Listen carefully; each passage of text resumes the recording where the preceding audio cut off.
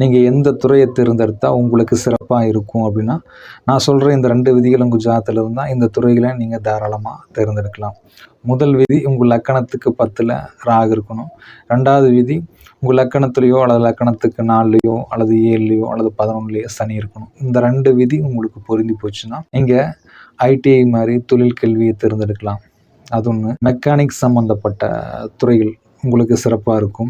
3வது, இரும்பு சம்மந்தப்பட்ட துறைகள் உங்களுக்கு நல்லா கை கொடுக்கும், நல்ல புகழை கொடுக்கும். அதே மாதிரி வரலாறு, அதாவது வரலாற்று ஆய்வாளர், வரலாற்று பேராசிரியர், தொல்பொருள் ஆராய்ச்சியாளர், அகழ்வாராய்ச்சியாளர், இது மாதிரி துறைகள் உங்களுக்கு நல்ல புகழையும் நல்ல வருமானத்தையும் உங்களுக்கு ஏற்படுத்தி கொடுக்கும். அதே மாதிரி எண்ணெய் வித்துக்கள், ஆயில், அதாவது நிலக்கரி, பெட்ரோலியம், இது மாதிரி ஆயில் தொடர்பான துறைகளும் உங்களுக்கு மிகச்சிறந்த ஒரு யோகத்தை ஏற்படுத்தி கொடுக்கும். இந்த 2 விதிகள் உங்களுக்கு இருந்தால் நீங்கள் தாராளமாக இந்த துறைகளை நீங்கள் தேர்ந்தெடுக்கலாம்.